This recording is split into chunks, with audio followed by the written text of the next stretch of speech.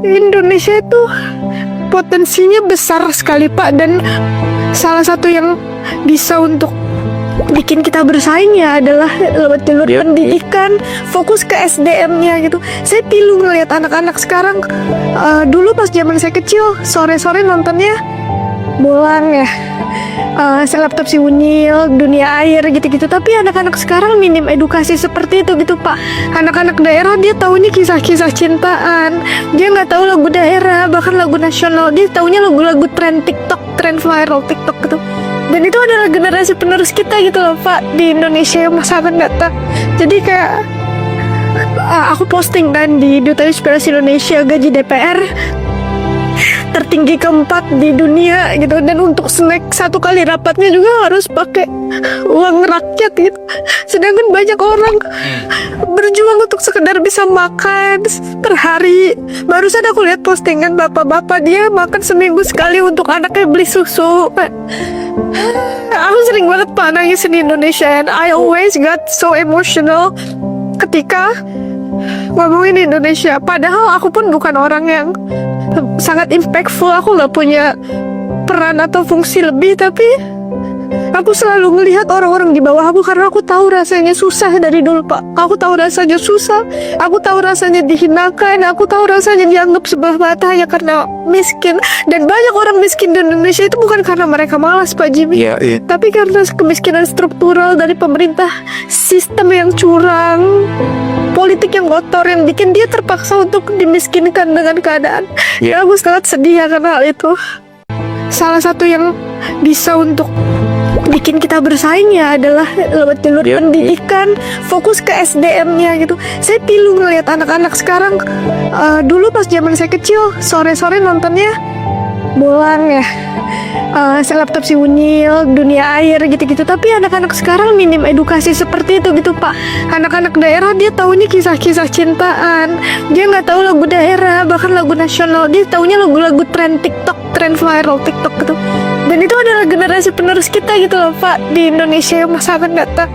Jadi kayak aku posting kan di Duta Inspirasi Indonesia, gaji DPR tertinggi keempat di dunia gitu, dan untuk snack satu kali rapatnya juga harus pakai uang rakyat gitu. Sedangkan banyak orang berjuang untuk sekedar bisa makan per hari. Barusan aku lihat postingan bapak-bapak dia makan seminggu sekali untuk anaknya beli susu. Aku sering banget Pak nangisin di Indonesia, and I always got so emotional ketika ngomongin Indonesia. Padahal aku pun bukan orang yang sangat impactful, aku gak punya peran atau fungsi lebih, tapi aku selalu ngelihat orang-orang di bawah aku karena aku tahu rasanya susah dari dulu Pak. Aku tahu rasanya susah, aku tahu rasanya dihinakan, aku tahu rasanya dianggap sebelah mata hanya karena miskin. Dan banyak orang miskin di Indonesia itu bukan karena mereka malas Pak Jimmy, tapi karena kemiskinan struktural dari pemerintah, sistem yang curang, politik yang kotor yang bikin dia terpaksa untuk dimiskinkan dengan keadaan. Ya aku sangat sedih akan hal itu. Dan salah satu yang bisa untuk bikin kita bersaing ya adalah lewat jalur pendidikan, fokus ke SDM-nya gitu. Saya pilu ngeliat anak-anak sekarang. Dulu pas zaman saya kecil, sore-sore nontonnya bolang ya, selaptop si Unyil, dunia air gitu-gitu. Tapi anak-anak sekarang minim edukasi seperti itu gitu Pak.